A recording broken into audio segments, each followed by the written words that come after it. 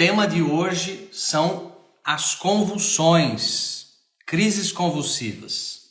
Então, as convulsões, eu não vou ficar falando a parte médica do processo, que não é o intuito aqui. Mas só para dar uma resumida, convulsões você tem várias doenças e síndromes. Você pode ter convulsões, tá? Convulsão nada mais é do que contrações musculares involuntárias. Voluntária é quando eu decido. Então, eu vou fechar meu braço.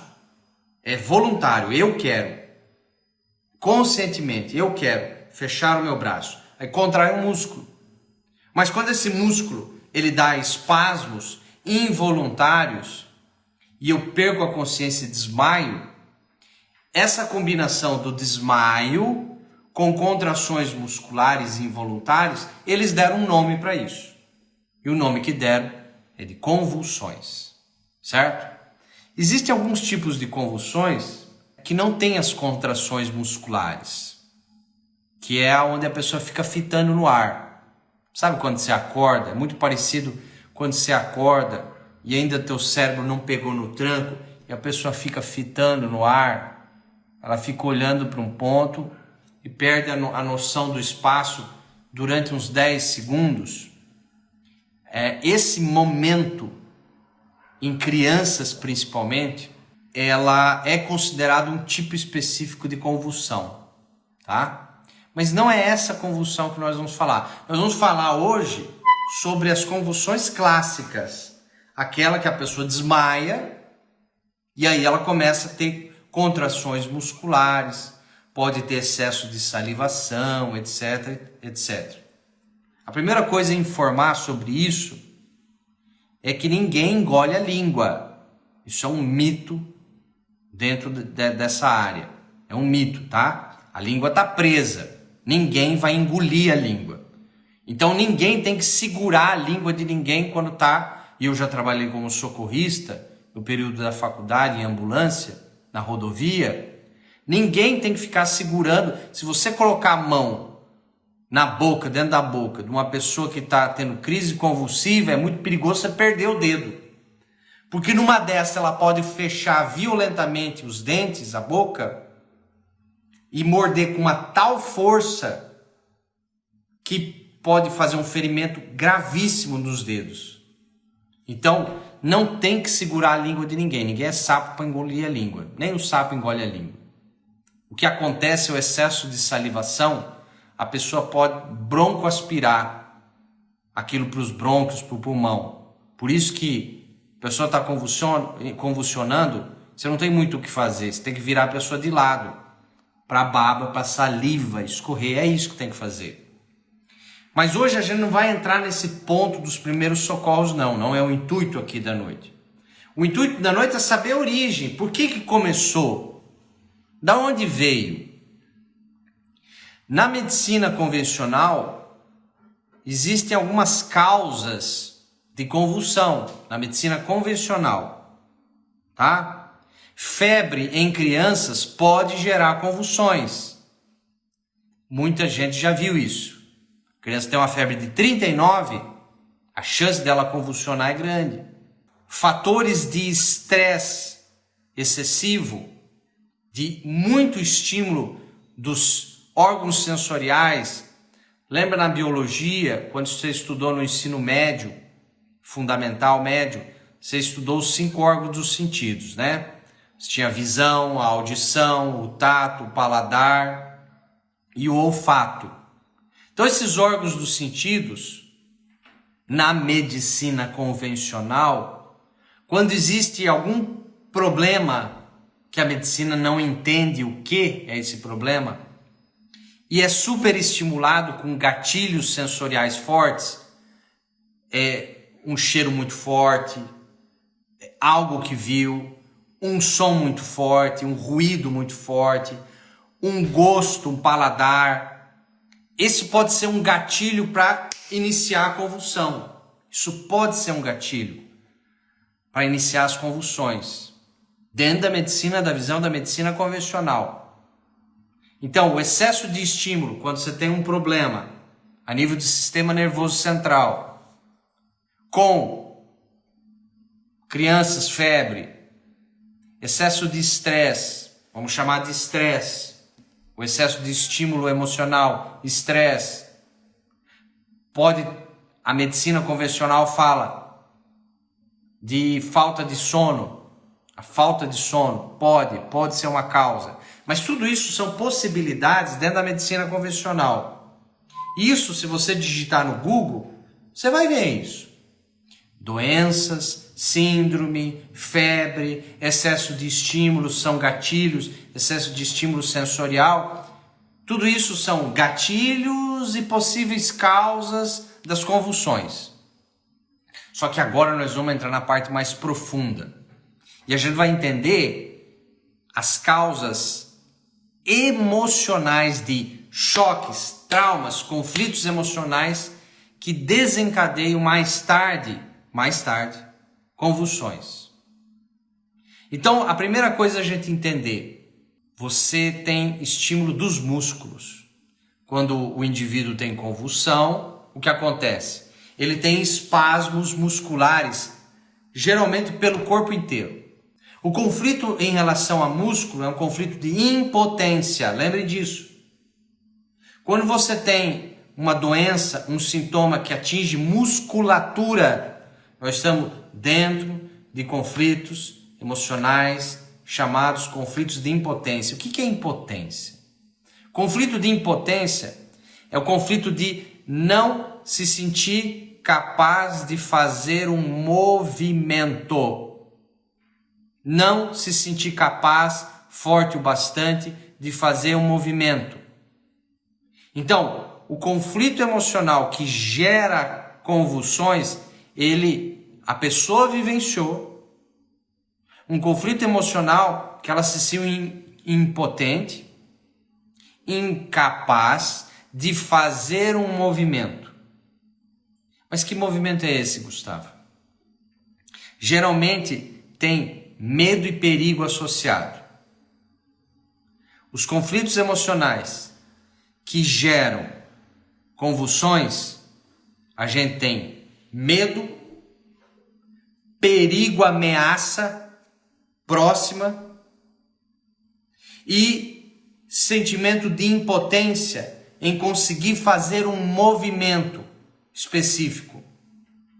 Normalmente esse movimento está relacionado a não conseguir escapar, não conseguir fugir, se sentir preso, se sentir amarrado, não conseguir se libertar, se soltar de um perigo, ameaça eminente.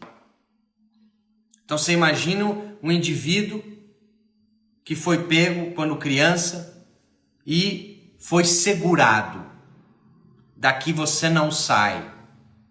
Agora está ferrado. Daqui você não sai. E a criança se sentiu presa. Medo, perigo, ameaça, se sentir incapaz de fazer um movimento, correr, fugir, saltar, pular, escapar, empurrar, puxar. É um conflito de impotência geral. Não conseguir fugir, não conseguir escapar, não conseguir se soltar, se sentir preso, se sentir amarrado. Conflitos que vão gerar mais tarde, se repetidos, convulsões. A convulsão, perante os estudos do Dr. Hammer, lá em 1980, em tomografias, o Dr. Hammer percebeu que as convulsões, ela é um momento chamado de crise epileptoide, que esse nome esquece, porque é técnico. Mas essa crise, ela é pós-conflitual. O que é pós-conflitual? O perigo passou. Então a convulsão vai vir. Não é no momento do perigo que a pessoa está vivendo. Não é nesse momento. Não é. É depois. É quando o cérebro relaxou o conflito. Quando o cérebro relaxou o conflito. Então, na verdade, a pessoa vivencia 1, 2, 3, 4, 5 conflitos ao longo da infância e adolescência até começar a vir as convulsões. Às vezes na vida fetal, a mãe viveu. Então ela vivencia 1, 2, 3 grandes mega perigo, mega medo, mega ameaça de se sentir preso, encurralado, não conseguir se soltar, não conseguir fugir.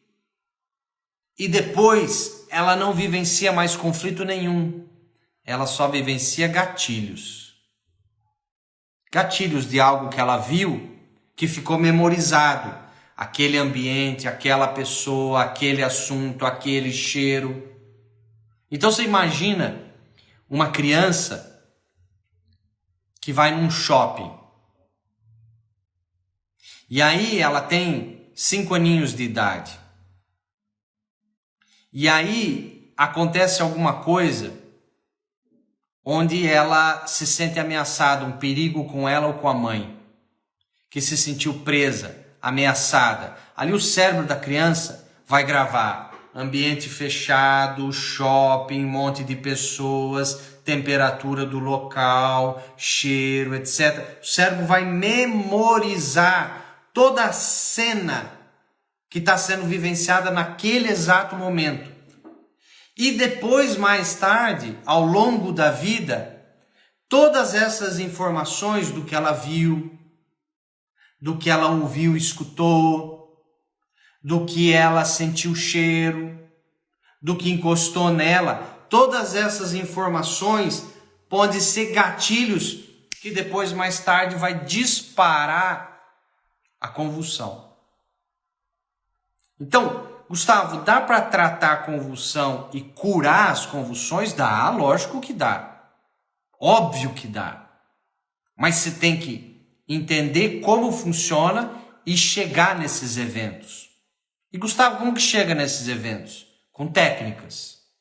A minha técnica terapia sintrópica a gente consegue rastrear e chegar nos eventos.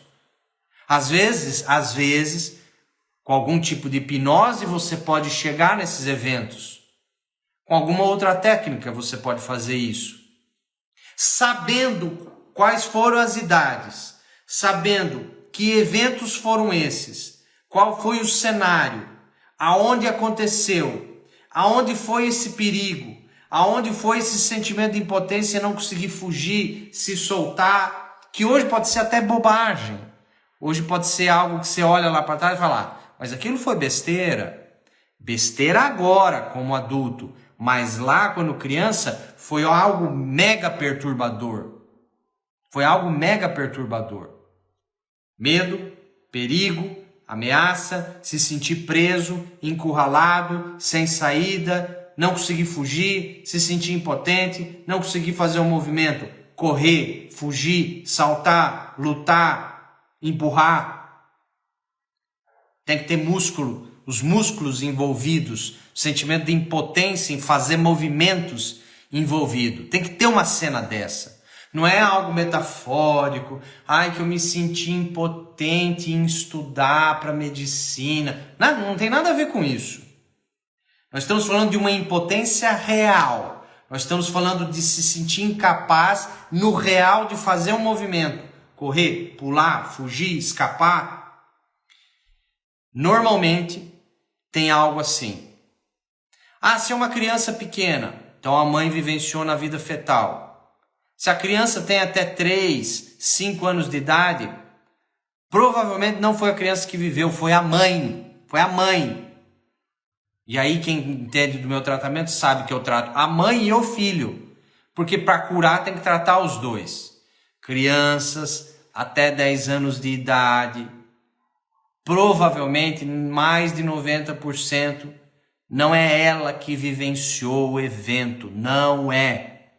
Criança até 10 anos de idade, se ela tem um sintoma, é um espelho da mãe, é um reflexo da mãe, é algo que a mãe está vivendo, é algo dramático que a mãe vivenciou. E aí você tem que tratar os dois, você tem que tratar a mãe, você tem que tratar o filho, senão às vezes não resolve 100%. Você tem que tratar os dois.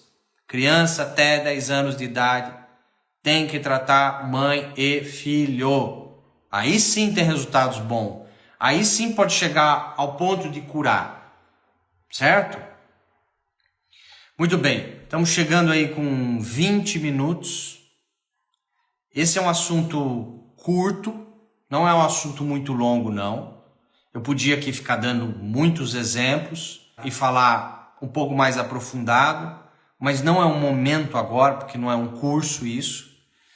Lógico que tem outras coisas no meio aí, mas os aspectos, as informações, os critérios, as causas maiores, eu entreguei agora de bandeja para vocês. Eu falei para vocês o que é. É possível tratar? Sim. É possível curar totalmente. Tá? Mesmo um adulto que tem 30, 40 anos de idade, sim. Eu acabei de tratar mês passado retrasado, há 2 meses atrás, eu tratei uma senhora com mais de 50 anos de idade que tinha crises convulsivas. E Gardenal e outros medicamentos não estavam fazendo muito efeito. E ela chegava a ter 10 crises por dia. 10. A gente fez uma sessão de 10 crises todo dia, até 10 crises todo dia. Não passava um dia sem crise. Depois de uma sessão, essa paciente de 50 e poucos anos de idade espaçou as crises dela. Tem dia que ela não tinha mais, mas ainda continuava tendo. Mais de 10 foi para 2 crises. 2 crises por dia, fracas, de menor intensidade, com uma sessão. Então é possível tratar até adulto que já tem há anos isso? Óbvio que é. Mas a gente tem que saber o que aconteceu, o que está acontecendo, quando foi, com quem foi. O que eu dei as informações para vocês aqui foi o grosso do processo. Lógico que a gente, quanto mais detalhe da novela, da vida de cada um, mais você chega na cura total. Às vezes é importante saber o detalhe. Por isso você precisa de uma segunda sessão, uma terceira sessão, para encaixar todas as informações do que a pessoa viveu e por aí afora. Certo?